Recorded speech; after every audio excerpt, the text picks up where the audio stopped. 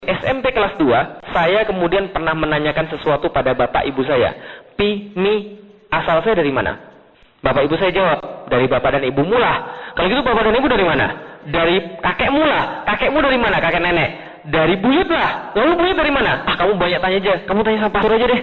Nah, besoknya saya tanya sama pastor. Pastor, asal kita ini dari mana ya pastor ya?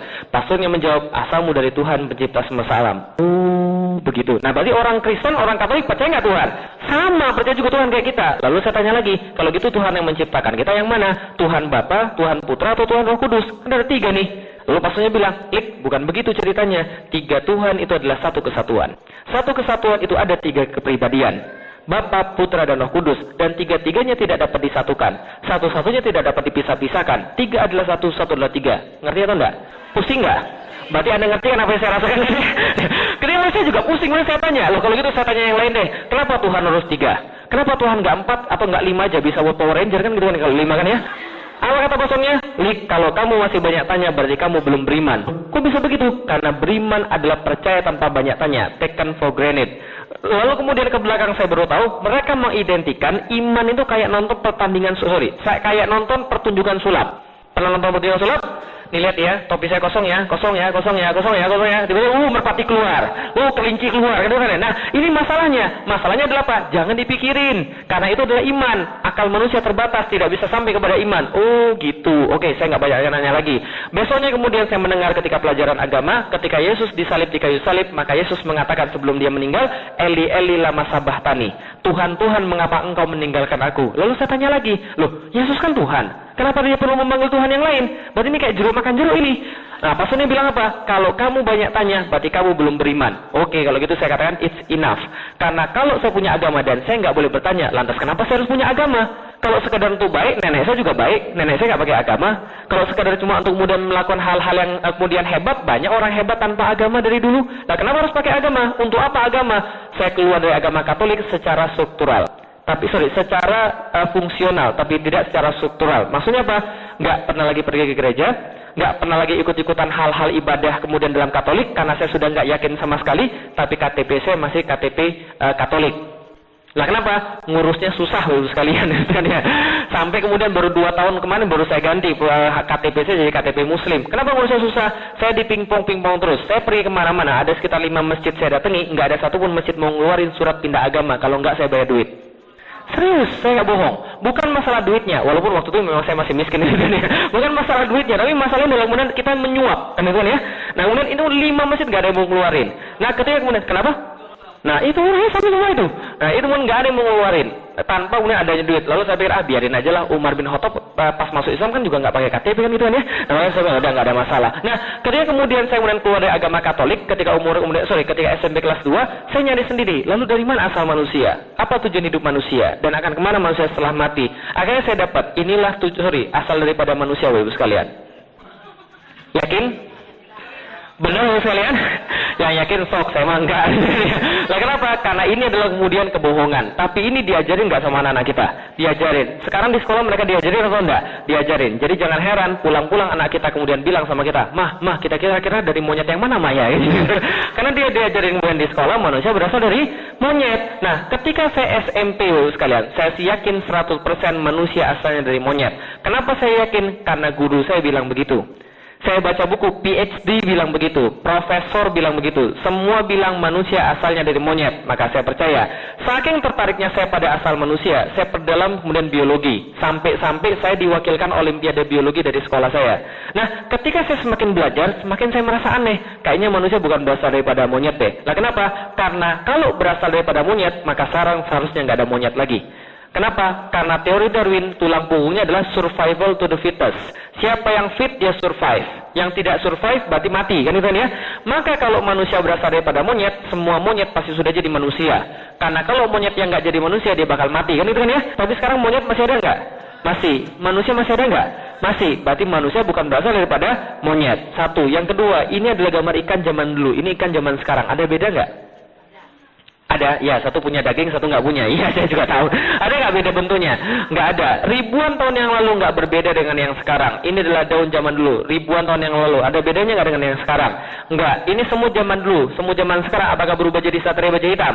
Nggak. Maka ketika semut tidak berubah, daun tidak berubah, dan ikan tidak berubah, apa yang menyebabkan? Karena bisa berubah jadi manusia? Nggak mungkin. Maka kalau gitu dari mana asal manusia? Saya cari lagi. Pelajaran favorit evolusi sudah lewat. Pelajaran favorit yang kedua, asal manusia adalah dari reproduksi, sekalian. Inilah asal manusia, sekalian. Wah, sebentar. Ini kurang kompatibel berarti. Nah, kalau gitu nggak apa-apa. Sebentar, saya puterin manual ya. Sebentar, Bu ya. Allah sayang orang sabar. Nah, saya puterin secara manual aja. Nah, ini perhatikan Ibu sekalian. Ini apa ini Ibu sekalian? Ya, udah baca, nyontek Ibu sekalian. Nah, ini apa Ibu sekalian? Sperma. Nutfahnya laki-laki Ibu sekalian. Benda yang kotor, jijik, hina. Dan kita semua berasal dari sini. Betul begitu? Oke, pertanyaan saya sederhana. Sperma dibuat di mana? Di sono. Sononya mana? Dibuat di mana Ibu sekalian? Bapak-bapak ada yang tahu? Dibuat di dalam tubuh laki-laki. Ya kan? Pertanyaan saya sederhana. Ibu-ibu nggak usah jawab, saya mau tanya bapak-bapak dulu. Pak, sperma kan dibuat dalam tubuh kita nih. Pertanyaan saya sederhana. Ada gunanya nggak bagi kita? Ada. Buat tambah kuat? Enggak. Buat tambah ganteng? Enggak. Tambah pintar? Enggak. Berarti sama sekali enggak ada gunanya bagi laki-laki. Betul begitu? Pertanyaan saya sekarang, apa guna sperma? Satu-satunya guna sperma, sole purpose daripada sperma adalah masuk dalam tubuh perempuan untuk menghasilkan individu yang baru. Kan itu kan ya? Itu satu-satunya guna sperma. Pertanyaan saya sederhana. Dalam sejarah perspermaan, pernah nggak ada cerita sperma keluar dari tubuh laki-laki, lalu survei dalam tubuh wanita, lalu balik lagi dalam tubuh laki-laki? Pernah nggak? Nggak ada. Berarti kita bisa asumsikan bahwa sperma nggak tahu apapun tentang kehidupan di tubuh perempuan. Betul begitu? Oke, saya pertama kali ke Amerika. Pertama kali ke Los Angeles. Wajar nggak kalau saya kemudian nggak tahu apapun tentang Amerika? Wajar nggak? Wajar kan ya? Sama kayak ibu-ibu pas datang sini kan kayak orang udik juga kan ya? Nah, tapi yang pengen saya kasih itu adalah sperma walaupun tidak pernah pergi ke tempat tempat amunan perempuan, walaupun itu satu-satunya tujuan dia tahu 100% tentang tubuh perempuan. Apa yang dia tahu? Saya kasih tahu. Saya kasih tahu dalam tubuh perempuan.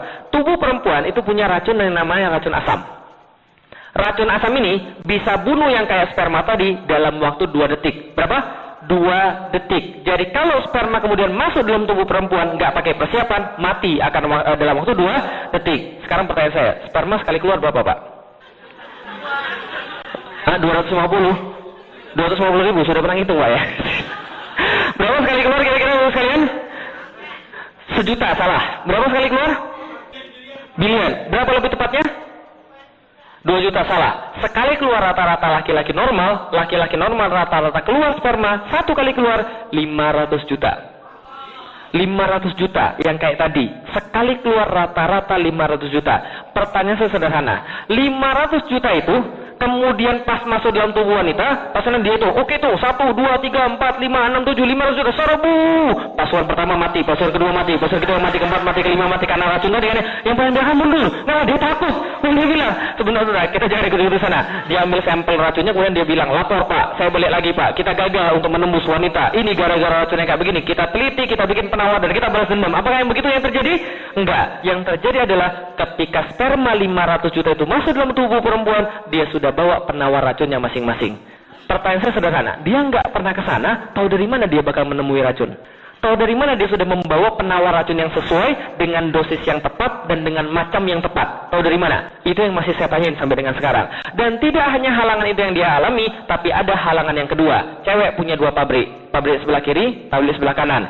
Keluarnya sel telurnya cewek itu 2 bulan sekali sebelah kiri, 2 bulan sekali sebelah kanan, gentian. Jadi kalau 1 bulan sekali keluar, kalau nggak dibuahi jadilah mens. Kan itu ya? Pertanyaan saya sederhana, di mana ketemunya sperma dan ovum? Di mana ketemunya sperma dan ovum? Hah? Uterus, salah. Uterus rahim, salah. Itu kan tengah-tengah. Di mana ketemu sperma dan ovum? Di mana?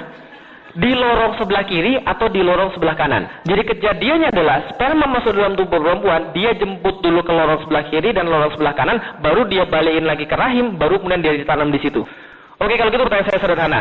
Pernah nggak mendengar sperma tersesat Ibu sekalian? Oke, jadi gini kan ya, tadi kan sudah melewati halangan racun kan ya, serbu, sudah lewati racun. Yang paling depan bilang, sebentar Pak. Nah Pak, ini ada 2 lorong, kiri sama kanan, kita pilih mana Pak? Oke, kalau gitu kita berhenti dulu, kita rapat dulu. Gitu. Nah setelah rapat yang paling pertama bilang, gini Pak, kita gini aja Pak, kan ada 2 kemudian lorong nih, 50-50 aja Pak, 50 ke kiri, 50 ke kanan. Oh jangan, saya nggak setuju kalau 50-50, nanti ada yang nggak dapat. Oh gimana usul Anda? Saya usul Pak, kita SD audience saja Pak, atau kalau friends kalian gitu kan ya, nggak akan terjadi begitu Ibu sekalian. Tapi tatkala mereka masuk dalam tubuh perempuan, mereka langsung menuju pada satu titik yang mereka kemudian nggak pernah salah. Sebentar, ini harus kemudian di manual lagi, di override manual sebentar. Sabar ya, Allah sayang orang sabar. Sebentar. Nah, ini kemudian ketika mereka masuk dalam tubuh perempuan, mereka langsung menuju pada satu titik tunggal yang mereka tidak pernah salah. 500 juta itu berlomba jadi yang paling cepat, paling kuat, paling hebat. Yang paling cepat, paling kuat, paling hebat jadi Bapak Ibu sekalian. Berarti Bapak Ibu itu sudah pilihan dari 500 juta. Jadi jangan minta yang lebih lagi. Coba hidung saya lebih mancung, coba bibir saya lebih seksi. Oh enggak, terima kasih tuh. Kalau yang masuk nomor 2 bisa jadi lebih jelek lagi daripada itu. Nah, kenapa mereka bisa tahu orang yang tepat? Mereka bisa lomba 500 jutanya. Seolah-olah mereka tahu orang yang tepat. Kenapa bisa begitu? Mereka tahu orang yang tepat karena mereka sudah SMS-an. SMS dikirim. Nah, SMS diterima loh sekalian. Nah, ini mulai terjadi. Nah, kenapa bisa begitu? Coba bayangkan. Tahu dari mana sperma? Ketika mereka masuk dalam tubuh perempuan, mereka harus ngeluarin antena. Loh, keluarin antena, Zat? Keluarin antena dalam arti yang sesungguhnya. Dan pertanyaan kedua, kapan gantian nomornya Bapak Ibu sekalian? Dari kemudian ketika saya belajar ini, apa yang saya yakini? Yang saya yakini adalah jangan-jangan Tuhan ini ada. Loh, kok jangan-jangan Tuhan ini ada? Karena saya tidak bisa menjawab pertanyaan ini. Maka kemudian saya jawab, jangan-jangan Tuhan ini ada. Kenapa? Karena tidak mungkin semua itu terjadi secara kebetulan. Hebat ya manusia ya? Takjub ya kita sama manusia ya? Kenapa kita takjub pada manusia? Mereka sudah bisa pergi ke bulan. Mereka sudah bisa buat komputer, mereka sudah bisa buat kemudian wireless dan sebagainya. Tapi mereka nggak bisa jawab, kenapa sperma bisa ketemu dengan ovum. Paham kita selesai sekalian? Maka saya jawab, jangan-jangan Tuhan ini ada. Lah kenapa jangan-jangan Tuhan ini ada? Setelah keluar dari agama Katolik, saya nggak percaya Tuhan. Nah kenapa? Tuhannya sudah mati di kayu salib, saya nggak perlu Tuhan. Gitu kan ya? Kayak Nietzsche bilang, the God is dead. The God is dead. Kan ya? Maka orang-orang muda kebanyakan berpikir begitu. Karena agamanya nggak masuk akal, mereka keluar daripada agama. Termasuk orang-orang Amerika banyak seperti itu. Sama kayak saya dulu. Saya keluar daripada agama karena agama nggak masuk akal. Tapi setelah mikir begini, jangan-jangan Tuhan ini ada ini. Oke, kalau gitu kita lihat lagi. Ini gambar apa Ibu sekalian? Salah, semut. Nah, untung ada ahli perkutuan di situ. Ayo ada gambar apa nih sekalian? Kutu sekalian, bukan kecoa. Kutu sekalian. Nah, ini kalau gitu kita lihat lagi. Ini juga gambar kutu, tapi lebih tepatnya ini adalah kutu anjing sekalian. Pernah lihat kutu anjing? Belum. Kutu manusia udah pernah lihat? Nah, kutu manusia segede kutu anjing, tapi kutu anjing punya kehebatan daripada kutu manusia. Dia bisa lompat 3 kali lipat daripada panjang tubuhnya.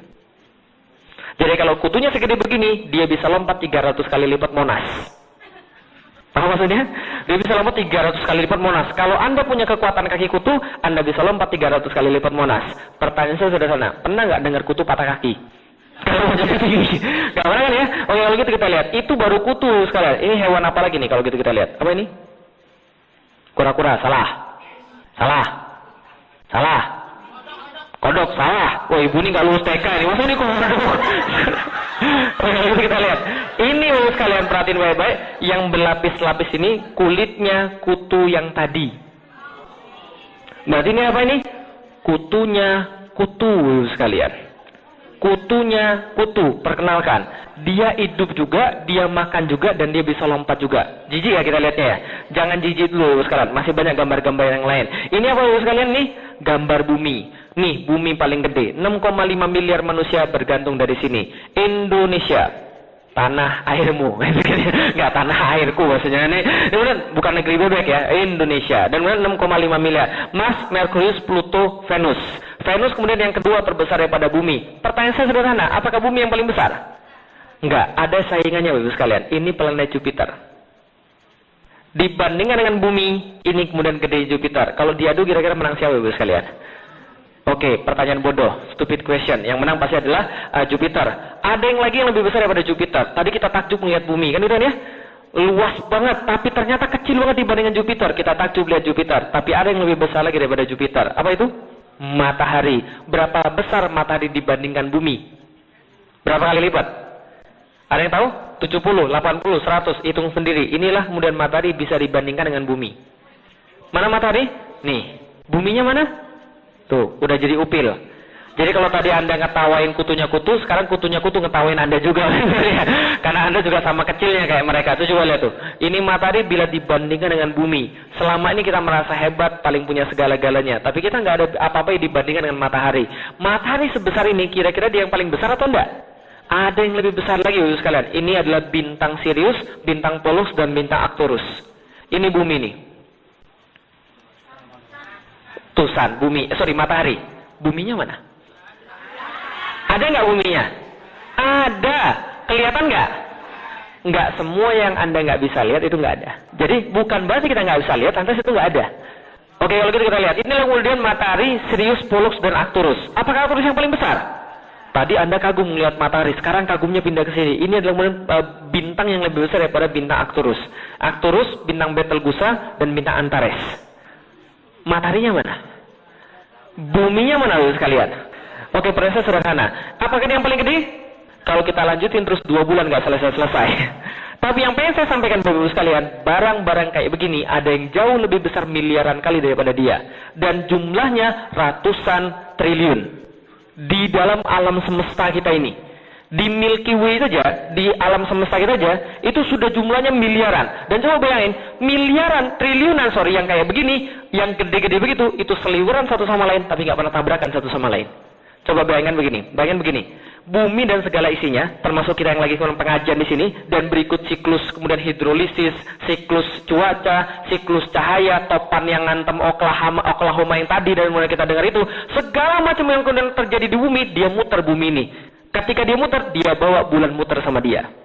Di saat yang sama, bumi dan bulan ini muter lagi sama matahari. Matahari bawa 8 planet yang lain yang sama kayak dia.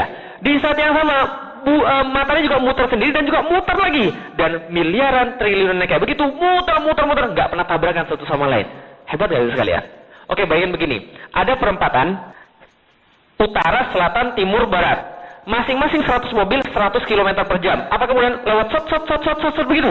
Nggak mungkin. Maka betul, itulah yang namanya Tuhan pasti ada. Karena ada seorang matematikawan menghitung tentang alam semesta, dan dia menghitung berapa kemungkinan Tuhan tidak ada. Atau berapa kemungkinan seluruh ini terjadi secara kebetulan. Dia dapat angka 1 per 10 pangkat 10 pangkat 1, 2, 3. Ada yang guru matematik? Algoritma? Yang jago algoritma, berapa ini angka 1 per 10 pangkat 10 pangkat 1, 2, 3? Oh, benar itu. Bukan unlimited sebenarnya. Unlimited 0. Nah, berarti itu adalah mendekati 0. Artinya adalah apa? Oke, saya pengen jelaskan. Itu jawaban kemudian matematikanya. Tapi ingin saya jelaskan jawaban orang desonya yang lebih mudah dimengerti. Oke, saya kasih tahu.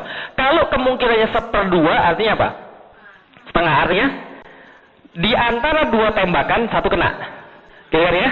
Kalau 1/4, di antara 4 tembakan 1 kena. Berarti semakin banyak yang bawah, semakin nggak mungkin kan ya? Oke, kalau gitu kita lihat. 1 per 10 pangkat 10 pangkat 1, 2, 3. Abaikan sepernya, kita urusin ini dulu. 10 pangkat 10 pangkat 1, 2, 3.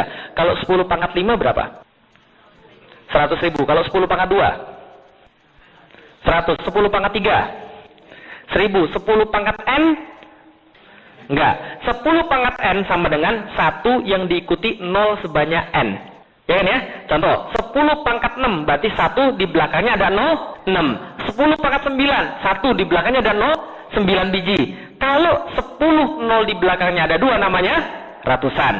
Kalau 1 0 di belakangnya ada 3 namanya ribuan. Kalau 1 0 di belakangnya ada 4 namanya puluhan ribu. Kalau di belakangnya 0 ada 6 namanya jutaan. Kalau 0-nya di belakang ada 1, 2, 3 namanya apa? Nggak tahu. Nah, artinya adalah apa? Tidak mungkin Tuhan tidak ada. Artinya ini angkanya adalah kemungkinan Tuhan tidak ada, more than impossible. Itu yang didapatkan oleh Roger Penrose, seorang sarjana matematik di Inggris. Maka dia mengatakan more than impossible, that God doesn't exist. Berarti God does exist, atau God must exist. Karena kalau Tuhan tidak ada, kita nggak punya jawaban lagi. Gimana Tuhan ini gimana semua alam semesta bisa terjadi? Berarti apa yang dalam pikiran kita? Orang yang mikir nggak usah pakai agama, dia sudah pasti mengakui adanya Tuhan. Kalau ada orang kemudian nggak mengakui ada Tuhan, berarti dia nggak sama sekali mikir. Kemudian ya, karena kalau kita mikir dikit aja, dapat itu Tuhan. Nggak usah banyak-banyak mikir, nggak usah susah-susah mikir, dapat Tuhan tanpa agama. Oke, kalau gitu saya dapat SMP kelas 3. SMP kelas 3 saya dapat Tuhan pasti ada. Saya kemudian mengakui Tuhan pasti ada. Pertanyaan berikutnya, ngapain Tuhan menciptakan saya? Apa kemudian agama yang benar? Ngapain Tuhan menciptakan saya? Oke, analoginya begini. Gambar apa Bapak sekalian? HP. HP ini adalah ciptaan atau pencipta? Berarti setiap ciptaan pasti punya, selain pasti punya pencipta, pasti punya tujuan penciptaan. Pertanyaan kita kan ya? Oke, tujuan penciptaan HP untuk apa? SMS dan telepon. Supaya tetap bisa dipakai untuk SMS dan telepon, maka HP-nya harus dicas, harus lagi diaktifin, harus lagi diisi pulsa. Supaya tidak rusak, maka HP-nya tidak boleh dibanting, tidak boleh lagi dicelupin air, tidak boleh lagi dibakar. Oke, semua itu ada di mana? Aturannya dari mana? Manual instruction. Betul? Apa jadinya kalau manual instruction-nya salah?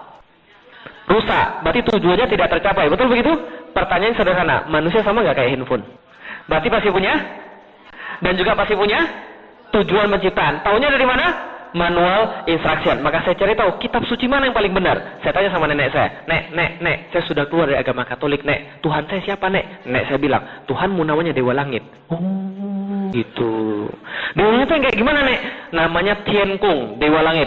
Tiankung adalah dewa yang paling hebat. Dia menguasai dewa-dewa yang lain. Begitu. Dia kayak di mana, Nek, Dewa Langit ini? Nenek saya bilang, oke, kalau gitu sini saya punya fotonya Dewa Langit. Ini fotonya Dewa Langit. Saya kata, oh, kalau ini bukan Tuhan, Nek. Lalu apa? Matanya ada dua, mulutnya ada satu. Berarti dia perlu makan dong. Kalau dia perlu makan, dia perlu ke belakang dong. Ini bukan Tuhan ini pastinya. Nah, kenapa? Karena saya tidak rela kalau Tuhan saya pernah diobar-abrik sama Kerasakti. Paham ya, saya, Bapak sekalian? Maka ini bukan Tuhan. Karena dia bisa diobar-abrik sama Kerasakti. Oke, kalau ini bukan Tuhan, kalau gitu yang mana Tuhan? Apakah ini adalah Tuhan, Bapak sekalian? Kalau ada yang bilang ini adalah Tuhan, tanya, Tuhannya yang mana? Yang kiri atau yang kanan? Paham Bapak sekalian? Coba bayangkan baik-baik. Ini namanya sama, tapi bentuknya beda. Kenapa bentuknya beda tapi namanya sama? Ini yang terjadi kalau Anda coba-coba untuk menuhankan manusia atau memanusiakan Tuhan. Ya ini ya? Maksudnya gimana? Oke, orang India punya konsep tentang Tuhan. Tuhan itu harus bijaksana. Maka bijaksana menurut mereka harus banyak puasa. Kalau banyak puasa berarti kurus, kan ya? Kurus kemudian banyak puasa, kelihatannya cool, kan ya? Nah, terus orang Cina bilang, Tuhan siapa tuh keriting? Di sini nggak ada yang keriting. Maka dia buat Tuhan yang lain. Menurut saya bijaksana itu bukan banyak puasa, tapi menurut saya bijaksana itu dia bahagia. Karena itu dia ketawa terus dan dia sejahtera. Karena itu dia makan terus, ya. Nah, maka ini kemudian mereka punya persepsi masing-masing terhadap Tuhan mereka. Maka kalau Tuhan diserahkan pada manusia bentuknya, dia pasti bikin sembarangan. Tuhan Indonesia beda dengan Tuhan Hindu. Tuhan Hindu beda dengan Tuhan orang Cina. Kan itu ya? Kalau dibiarin menurut akalnya masing-masing, menuhankan manusia atau memanusiakan Tuhan, muncul yang kayak begini. Apakah ini adalah Tuhan, Bapak sekalian? Tidak, ini bukan Tuhan. Kenapa ini bukan Tuhan? Camkan baik-baik. Setiap yang punya bentuk seperti makhluk, dia tidak layak jadi Tuhan. Kenapa? Karena makhluk terbatas. Sedangkan Tuhan tidak terbatas. Kalau dia punya tangan kayak manusia, tangannya 4. Kalau gitu kalau ada barangnya 8 gimana? Tambah lagi tangannya. Nah itu kemudian ada keterbatasan. Maka itu tidak lagi jadi Tuhan. Oke, saya sudah cari ke Katolik, saya sudah cari ke Kristen. Saya sudah cari ke Hindu, saya sudah cari ke Buddha. Semua saya nggak dapat Tuhannya. Yang belum tinggal Islam. Akhirnya saya cari ke Islam. SMP kelas 3. Benar nggak Tuhan ada di agama Islam? Walaupun saya kemudian bilang, kayaknya bukan deh. Kenapa? Karena dari awal sudah saya kemudian nggak respect dengan Islam. Nah kenapa? Karena itu kejadiannya. Ketika saya cari Islam apa terjadi? Tiba-tiba pulang dari kemudian dari sekolah, tiba-tiba ada 7 orang ngeroyok saya. Saya digebukin. Lalu saya tanya, apa salah saya? Salahmu, matamu sipit. Bapak sekalian, diskriminatif. Serius, saya tinggal di Palembang. Yang tahu orang Palembang pasti tahu bahwa Palembang itu sangat diskriminatif sekali pada masa saya itu. Lalu kemudian saya bilang, apakah begini agama yang benar? Kayaknya enggak deh. Enggak ada agama yang benar. Kesimpulan saya, SMP kelas 3 saya kemudian berkesimpulan, tidak ada agama yang benar. Yang saya yakin Tuhan itu ada. Karena saya sudah buktiin Tuhan dengan akal, tapi nggak ada agama yang benar. Maka saya melanjutkan hidup saya tanpa ada agama. Yang penting saya berbuat baik sama orang. Lalu kemudian berlanjut kepada SMA, lalu berlanjut pada kuliah. Pas kuliah itulah kemudian ada teman saya yang bilang, kamu benar-benar mau nyari kebenaran? Ikut dengan saya, kita diskusi dengan ustadz saya. Saya sudah bosan diskusi sama ustadz, di mana-mana sama aja. Enggak, coba ketemu dengan ustadz saya, orangnya masih muda, tapi ngomongannya penuh berkah. Akhirnya kemudian saya bilang, oke, nothing tulus. Saya coba datang aja ke dia. Ketika saya datang, ketemu dengan ustadznya, saya nggak kira, karena pandangan saya tentang ustadz kayak gimana? Pakai peci kan ya, pakai sorban kan ya. Semakin gede sorbannya semakin beriman kan ya. Jadi segede ban Vespa gitu kan ya. Jadi, kemudian apa yang kita dengar tentang ustadz? Kemudian udah tua, jenggotan, kemudian pakai baju jubah dan ngomong angker katanya. Assalamualaikum warahmatullahi wabarakatuh. Katanya. Jadi seolah begitu. Ternyata saya ketemu adalah seorang anak muda dan dia tidak hanya paham tentang agama tapi dia paham tentang kehidupan. Dan kemudian dia mampu menjelaskan segala macam fenomena-fenomena yang ada. Saya tertarik dengan saya bilang, Kang, kayaknya kita harus lanjut diskusi deh. Lalu dia bilang, kalau kamu memang serius mau lanjut diskusi, datang ke rumah saya. Bawa Alkitabmu dan saya akan bawa Al-Quran. Kita akan diskusi siapa Tuhan sebenarnya langsung dari kitab kita masing-masing. Saya bilang, saya nggak percaya lagi dengan Alkitab. Jadi kita bahas saja tentang Al-Quran, kita akan lihat siapa Tuhan yang sebenarnya. Oke, minggu depan saya datang ke rumah dia, dan ini adalah ayat yang dibacakan pertama kali pada saya. Zalikal kitabu la raiba fi hudalil muttaqin. Kitab ini tidak ada keraguan di dalamnya, petunjuk bagi orang-orang yang bertakwa. Pertama kali saya mendengar ayat ini, saya langsung bilang pada ustadznya, Kang, kalau gitu kitab ini salah. Loh, kenapa salah? Saya bilang begini, Tripitaka yang buat manusia, Weda yang buat manusia, Injil yang buat manusia, dan gak ada yang mengklaim kitabnya sempurna. Karena mereka tahu buatan manusia tidak mungkin sempurna. Bagaimana mungkin manusia bisa menciptakan yang sempurna? Coba lihat buku-buku yang lain. Apa yang bisa kita buka pada kata pengantarnya? Tidak ada gading yang tidak retak. Kan ya? Begitupun juga dengan isi buku ini. Satu-satunya buku di dunia yang dalam kata pengantarnya mengatakan sempurna cuma Al-Quran. Maka saya katakan kitab ini salah. Karena saya kira yang buat Al-Quran juga manusia. Maka dia bilang, enggak, yang buat ini bukan manusia. Yang buat ini langsung Tuhan pencipta semesta alam. Oh gitu, enggak mungkin banget. Masa Tuhan nulis lalu kasih pada manusia? Enggak mungkin banget. Dia bilang, enggak, tapi kita punya buktinya. Oke, tunjukkan buktinya pada saya. Dia bacakan surat yang sama dengan ayat yang berbeda. Wa in kuntum fi raibim mimma nazala 'ala dina fa'tu bi suratin min mislih. Dan bila kalian tetap dalam keraguan dengan apa yang kami turunkan terhadap hamba kami Muhammad, maka datangkanlah satu surat yang semacamnya. Saya kaget ketika melihat surat ini dan ayat ini. Kenapa? Ini seolah-olah gebukin kepala saya, Bapak sekalian. Nah, kenapa bisa begitu? Coba baca baik-baik. Kalau Anda tetap dalam keraguan dengan apa yang kami turunkan pada Muhammad, silahkan datangkan satu surat yang semacamnya. Artinya apa? Nantang, Bapak sekalian. Jadi seolah-olah ngomong begini, udah delik, gak usah banyak ngomong delik, gini aja delik. Kalau kamu bisa berhasil mendatangkan yang semacam dengan Al-Quran, Al-Quran ikut kamu. Tapi kalau kamu nggak bisa, kamu ikut Al-Quran. Fair nggak, Bapak sekalian? Fair. Kayak saya bilang gini, oke, Bapak Ibu sekalian, yang berani, ayo sekarang berdiri kita berantem. Kalau Anda kalah, Anda jadi anak buah saya. Kalau saya kalah, saya jadi anak buah sampean. Fair nggak? Fair. Tapi Al-Quran tidak fair. Al-Quran katakan, Wad'u syuhada'akum min dunillahi in kuntum sodikin. Penghinaan yang lebih lanjut lagi. Kalau Anda tidak mau sendiri, kalau Anda tidak berani sendiri, boleh maju semuanya. Asal jangan minta bantuan Allah. Kalau Anda memang merasa orang-orang yang benar, coba bayangin. Tantangannya dinaikin lagi. Kalau tidak berani sendiri, boleh ajak seluruhnya. Tapi kemudian ketika saya tanya, ini serius nih? Nggak ada yang bisa mendatangkan semacamnya. Ternyata setelah saya cari, sekalian, sampai detik saya berbicara, tidak ada yang bisa menjawab tantangan untuk mendatangkan semacam dengan Al-Quran. Sampai detik saya berbicara, kaget saya. Fa'ilan taf'alu walan taf'al. Dan kalian tidak pernah mampu dan tidak akan pernah mampu. Coba bayangkan. Setelah kemudian saya melihat ini, saya pikir begini, Kang, kalau ini nggak ada yang mampu menjawab tantangannya, ini pasti bukan datang dari manusia. Maka ini pasti datang dari Tuhan. Karena sebagaimana saya mikir Tuhan untuk menciptakan semesta alam yang tidak mungkin tadi, berarti ini juga tidak mungkin ini. Sama, ini kayaknya pasti Tuhan ini. Maka saya katakan, berarti Tuhan saya namanya Allah. Nah, kenapa? Karena dia yang paling tahu tentang kelemahan manusia. Tuhan saya tahu namanya Allah, agama saya Islam, Rasul saya Muhammad. Kenapa? Karena ini yang mengantarkan saya pada Islam.